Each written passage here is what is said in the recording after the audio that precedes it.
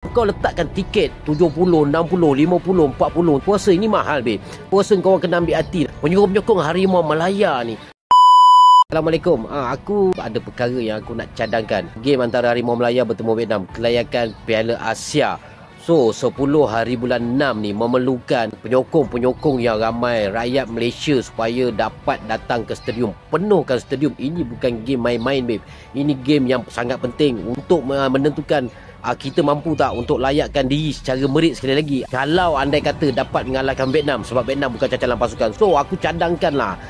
Kau share lah video aku ni banyak-banyak supaya benda ni sampai, supaya video ni menjadi satu desakan mewakili suara penyokong-penyokong rakyat Malaysia. Okay. Kau letakkan tiket 70, 60, 50, 40. Puasa ini mahal, babe.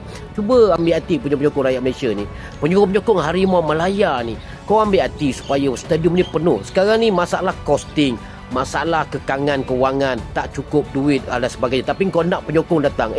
Aku rasa FAM kena ambil satu inisiatif, ataupun Kementerian Belia dan Sukan, Kerajaan Malaysia sendiri kena ambil satu inisiatif untuk bantu supaya dapat tarik hati penyokong-penyokong rakyat Malaysia datang penuh ke stadium, babe. Kita nak Malaysia sekali lagi layak secara merit ke Piala Asia. Kita tak mau melalui playoff, kita tak mau menentukan tempat kedua, tempat tak. Kita nak layak secara merit. Jadi takkanlah kau nak ambil untung lagi, babe. Sesekali bagilah ke lapangan, sekali-sekali bagilah muka sikit kepada rakyat Malaysia ni. Ramai, babe, nak tengok game Malaysia antara Vietnam ni. Ini bukan game main-main ni. Jadi andai kata FAM ataupun KBS boleh bagi subsidi ataupun pengurangan harga tiket tu je. Setiap kali game final domestik je piala, aku rasa dah cukup untung korang dapat. Korang buat konsert, panggil artis international datang buat konsert, kau dah untung berapa banyak. Tapi takkanlah korang tak boleh bagi sikit kepada penyokong-penyokong Malaysia, rakyat Malaysia ni, untuk datang ke stadium, untuk bagilah kurang harga tiket atas subsidi atau bagaimana.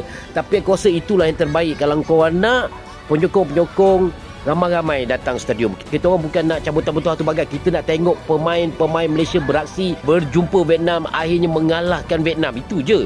Kita nak Malaysia menang bertemu Vietnam, babe. Perlukan sokongan, perlukan sorak gembira daripada penyokong rakyat Malaysia. So, kau share video ni. Aku rasa itu yang aku nak cakap.